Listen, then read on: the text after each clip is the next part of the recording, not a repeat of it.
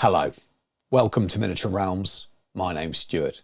With High Elf Realms on the way for Warhammer the Old World, I think it's fair enough now to get excited about when the release might be. It can't be too far off. So excited that I went and bought some Sea Guard on eBay so I could do a painting tutorial. So let's see how I painted this chap.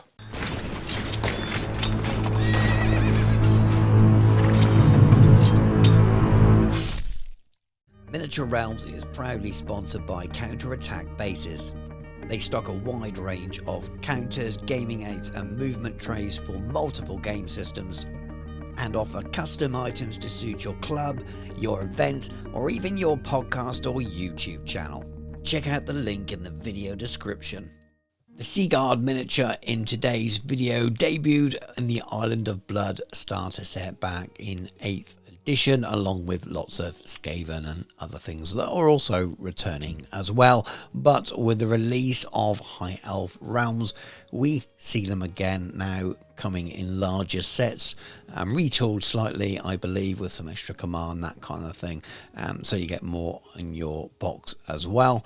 But I bought one on eBay, as I've already mentioned, and I thought it'd be fun to get one painted today.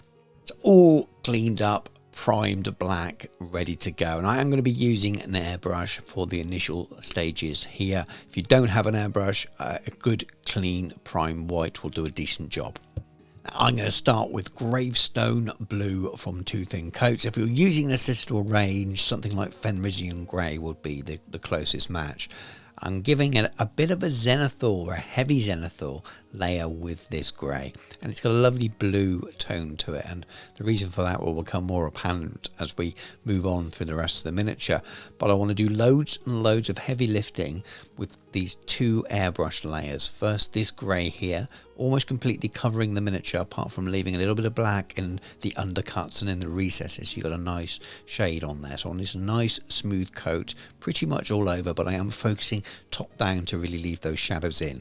I'm using Vallejo Model Air White here. It just goes through the airbrush really well, but you could use your favourite white. And again, if you're not using an airbrush, a nice even coat of a white prime will do.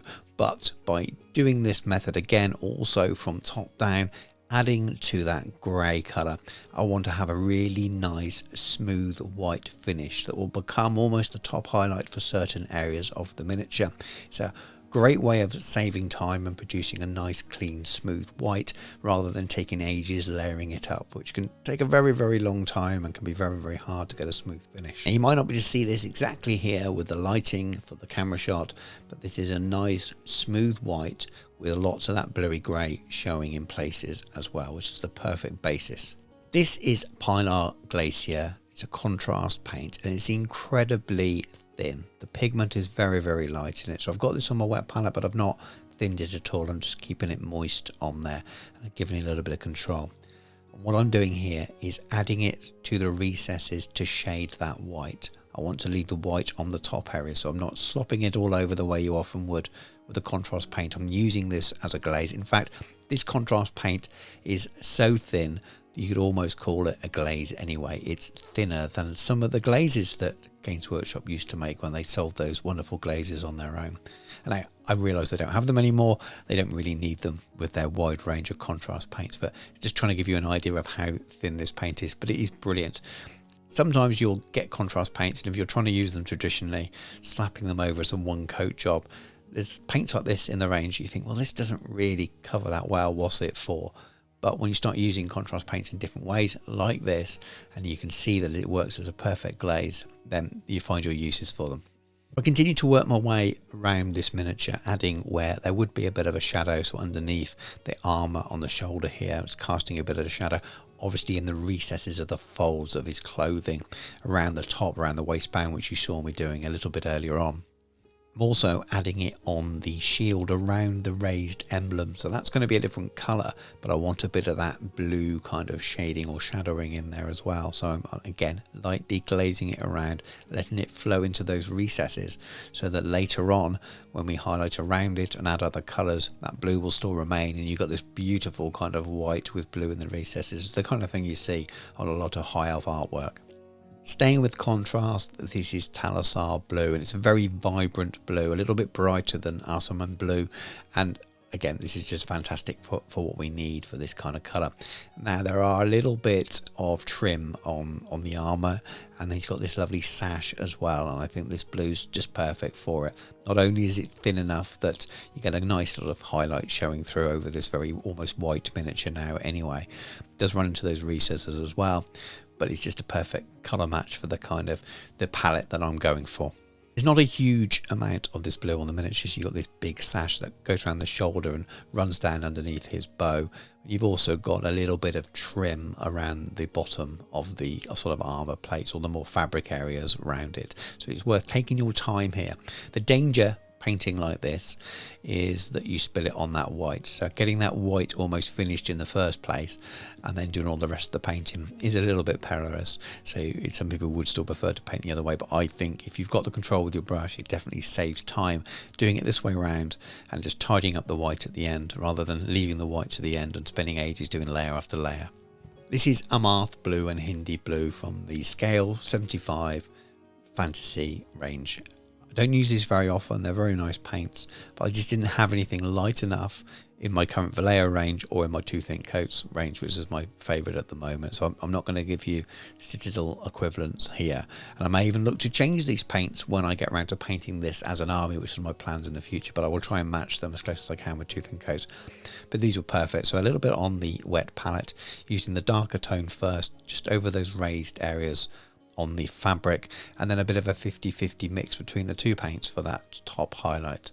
And it really is as simple as that. You can always add a little bit of the pure Hindi blue, just at little edges on the corners of those little trims and things to really make it pop and stand out, but you're golden.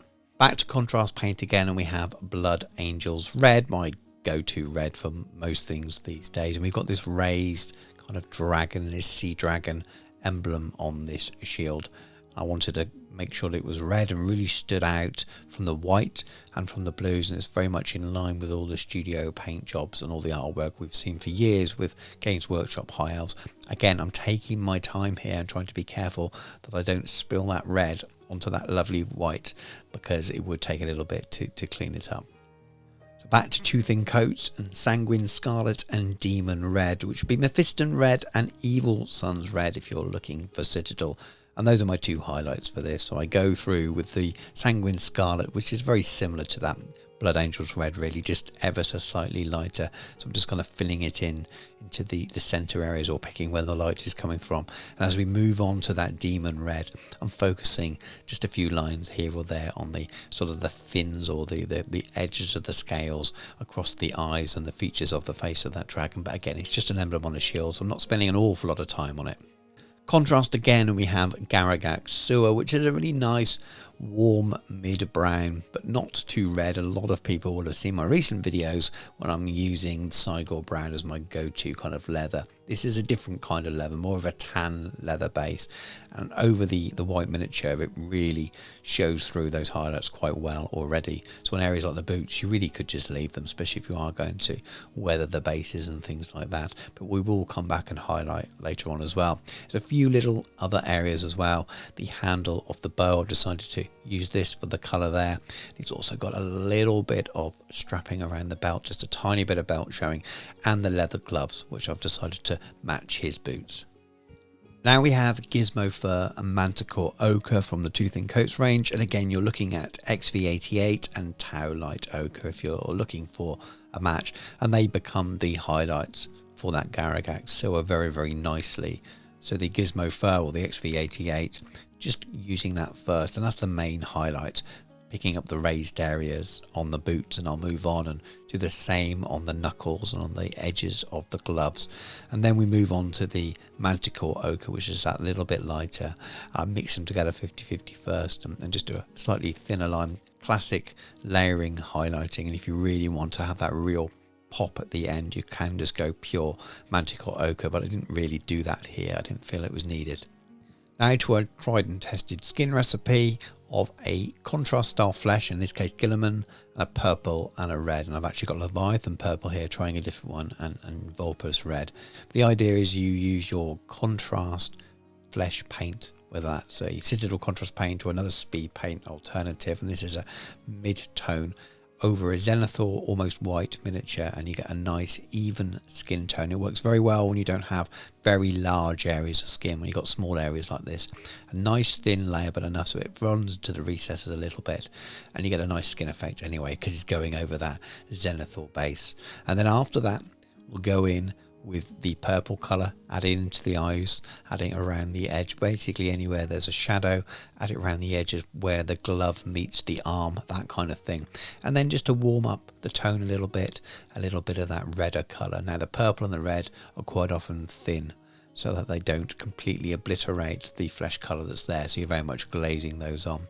And then I dot in the eyes, because I like to do this before I do any final touches on the skin in case I make any mistakes.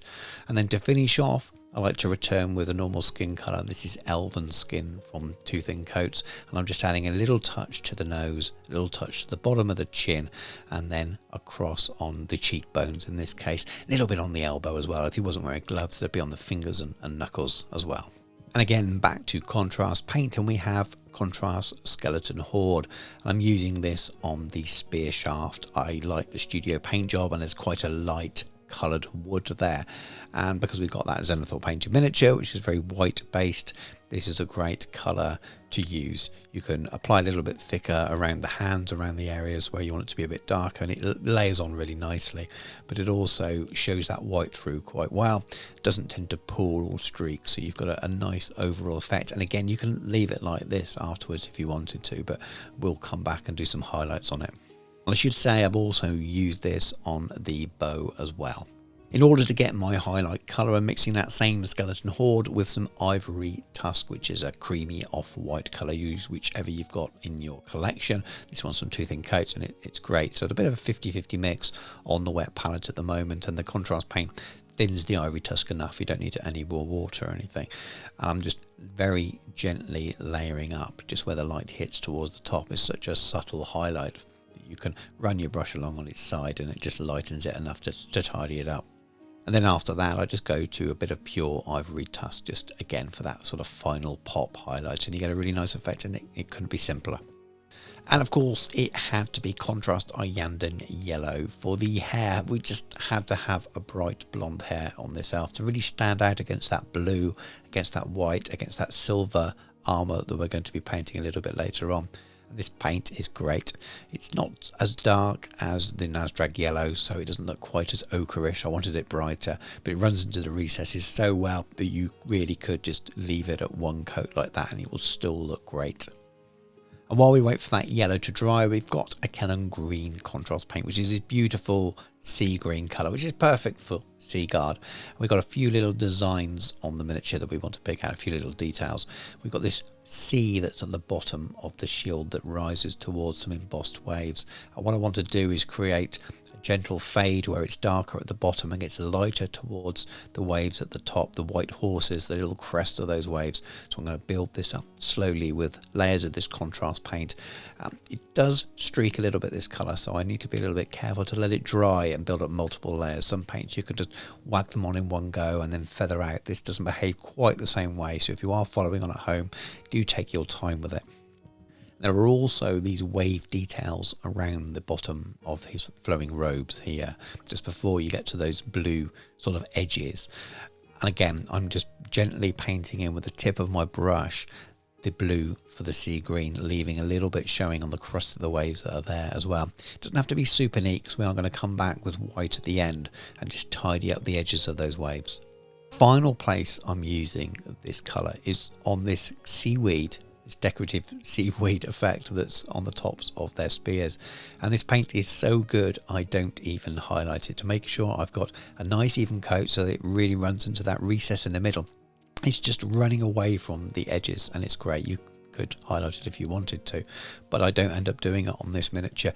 These are rank and file. I want it to be a striking rank and file unit, but I also want to make myself not go mad, but I have to paint a whole army of them, and it just seems to work really well. So now returning to the bottom of that shield again, it's dried, it's slowly layering up with that green so it's darker down the bottom. And now that the hair has dried, now that contrast Iyanden yellow has dried, we're using some Citadel Phalanx yellow just to add highlights. So it's very much a case of picking out towards the bottom 2/3 of these strands of hair so it looks like the light is catching on them. It works perfectly with the cyan and yellow, and you've really only got sort of 3 strands at the front, and they're quite bold in their detail at the back as well, so they're quite easy to pick out. You could use the side of your brush or even dry brush them on if you're not confident to pick out the individual strands in this way, but it is definitely worth doing it if you've got the control. So this is Surcoat Silver Plate Armour and Mithril Blades. You're looking at Lead Belcher, Ironbreaker and Stormhost Silver if you're using Citadel. I just want to build up the 3 layers here. So we're starting with the darkest tone and applying it all over the metallic areas that aren't going to be gold. There are a couple of areas that are going to be gold. So we've got this lovely sort of scale mail that's lower parts of the miniature. We've also got a chest plate as well, which is mostly hidden by that sash. We've got the edge of the big spear as well, and the edges round the shoulder armour. The top is going to be gold. We've got the edges around the shoulder armour as well. Then after that we get onto that mid-tone, and I'm going back to those single scales, and that sounds really mind-numbing, but actually quite big on this miniature. It doesn't take too long, so I'm just going in and dotting those in, making sure that I'm leaving a little bit of the darker colour around the top, around the edges as well, so we don't completely obliterate it. The detail's there anyway, so the darker is in those recesses, but we don't want to go too heavy and paint all over them. We've got a little bit of metal on the back of the bow as well, so I'm just picking out the raised areas more, just leaving some of that darker colour below. Simple layering, highlighting here, choosing where the light is hitting and just lighten it up with that mid-tone, and then we just keep going and we bring in that lightest, brightest silver, whichever one you use from your paint range, and focusing on the very tips, those smaller highlights, the very top of that helmet, blending it down or feathering it down into those other colours, the edge of the spear blade at the end, sometimes just the top half, picking out little details here and there. And you get this nice transition between the darker metallic colours and the lighter ones. So now onto a different range. We've got the Scale 75 Metal and Alchemy range. This is Necro Gold and Elven Gold, and they still are my favourite golds ever to use. They're so good, and they're so smooth as well. So we start with the Necro Gold, which is quite a dull, desaturated gold, but with the Elven Gold with it, it really just works perfectly and suddenly turns this dull, dirty, beaten gold into something quite bright and striking, and you can control how bright it is depending on what mix between those 2 colours that you use. I find them really versatile. There's not an awful lot of gold on the miniature, so we've got the shoulder pads, we've got these little sort of side armour bits that goes over that plate mail, and a design around the centre and banding around the helmet as well. But it's a simple case of going in with the Necro Gold first and then just going in a bit like we did with the silver and highlighting, focusing towards the edge where the light would hit, that kind of thing, and it just makes the gold look perfect. This is a ready mixed oil wash from the Swordworks range, also from Scale Colour Scale 75, and I've got an old brush here, but one with a very good point. You want to be using old brushes with oil paints, and because I don't want this to look too grim and dirty, I want it to look shiny, I'm just edging in between all these little sort of plates here. You could leave this stage completely. I think there's enough transitions within that metal without adding a wash. The last thing I would do is add a standard wash because it would just dull that metal down. I really don't want that. So I'm very much doing a pin wash here. You could pin wash in with a wash, a standard wash, I suppose, but there's a bit of a fail-safe with using oil paints is that you can clean it away afterwards if it pulls too much. I do add a little bit around the edge of the blade and a little bit in the helmet as well. And this is what I use to clean it up. It's a thinner, a fast drying thinner. This one's from AK. As long as you're using an artist's thinner rather than a DIY kind of painting thinner, you'll be fine. And you can just go back with that same brush and just clean it away. So anywhere that the oil paint has left on the surface that you don't like, you can just wash it away. It doesn't stay. It takes quite a while for those oil paints to dry, so you can just brighten it back up again and leaving it in those recesses, which will give you the shade that you wanted to, but without killing it with all that sort of dirty, grimy look, which you wouldn't really expect to see with elves. Well, I suppose it depends how you want to paint them. Making use of these little effect paints, this is Spirit Stone here. I'm just thinking ahead to painting 20 or 30 of these, and do I want to paint all those Spirit Stones with 3 or 4 different paints? Not really, so we're using this paint. But we're moving quickly on to White Star from Tooth and Coat, and again, use your favourite white here. I don't always recommend digital whites. I find them a little bit hard to work with. On the wet palette, thin with water. Quite thin this, almost 50-50. I'm just using it to do the final touches on this miniature, which is making that white pop. Now this is very much optional. We've done a lot with the airbrush to make the white look pretty good as it is, but just going around the edge of the shield here really makes it pop and stand out. Also going over the tops of these waves on the edge of the shield here, you want to be careful that you leave that shading still showing, but also just a nice thin line to make it pop. Same with around the edge detail on the flowing robes as well, just really makes it stand out.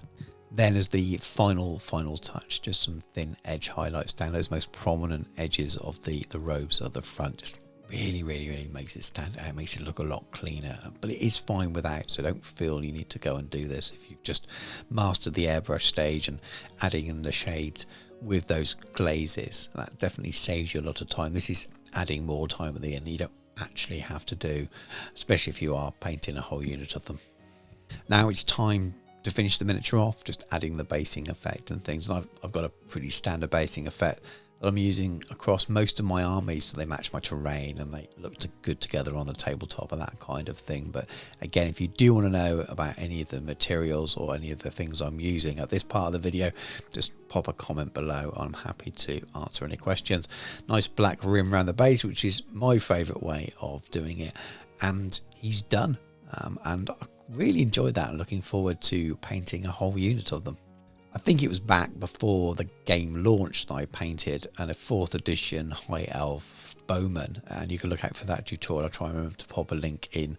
And I enjoyed it, it was good fun, but this has come out much more like what I had in mind. And I really like this. I'm really happy with the way this came out. Sometimes you have a vision, it doesn't quite match what you get at the end of it, but the ideas I had around doing so much heavy work with the airbrush to start with, and then doing all of that kind of recessed glaze shading with those blues has just come out exactly the way I wanted it to. And I think I can have quite a striking high elf force without it making me want to tear my eyes out trying to paint the smooth white, which can be the thing that puts people off.